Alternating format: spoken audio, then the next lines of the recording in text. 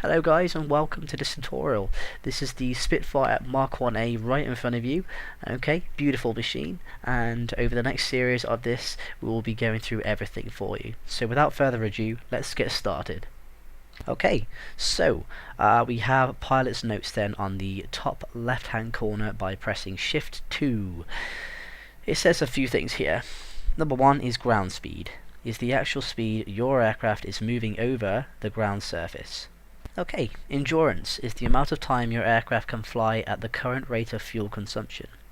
Take into account as you are climbing to your cruise altitude, this estimated endurance will be less than once you level off. Throttle back and settle into a cruise. Okay, so next is range, is the distance your aircraft will fly at the current speed and rate of fuel consumption.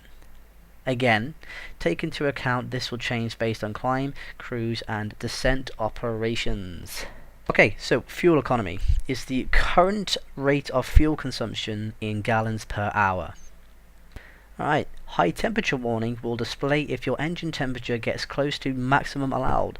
This becomes vital information if you install the accu-sim Spitfire expansion pack, as high temperatures can damage your engine. Okay, it's very important to keep an eye on that. Power settings represent your clipboard showing you information into quickly establishing a proper takeoff, climb and cruise. Notes appear below along with abbreviated checklists for takeoffs, landings and everything else.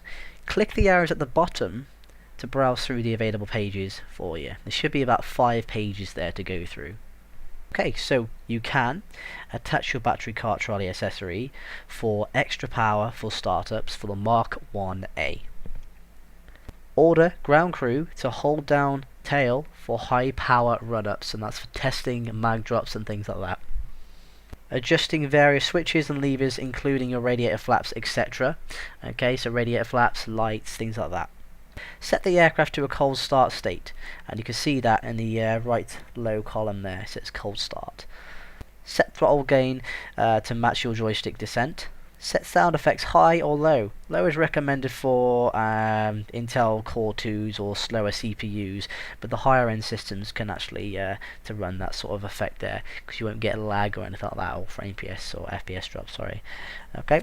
Additionally then, the accu-sim users basically enable or disable damage modeling on this beautiful aircraft here, adjust the volume for the accu-sim sound system, and pretty much use headphones, so it's really nice. You can see all that effects that accu-sim have done for you while you're in the cockpit as well. Okay, so we have now the controls for Shift 3. So this control panel was initially created to allow you, the operator, and watch the systems like lights and engine flaps while in external views. So if you're some of the guys who like to fly on external views, you can still operate all that information from your cockpit in on the outside view there. Okay, so next we have the payload and fuel manager. By pressing Shift 4 you can bring this up. Okay, so this is a real-time payload and fuel manager that allows you to visually click and load your aircraft. So therefore you can actually load up these services. Alright, fuel, ammunition, oxygen, coolant fluid, engine oil, hydraulic fluid, pneumatic system, which is air. Also you can go through a few things such as change the oil grading down there. You can also change the the fuel grade as well. The aircraft basically initially is prepared for a standard flight, so it also all comes up with the ammunition and standard things basically, but you can change all that if you wish. Okay.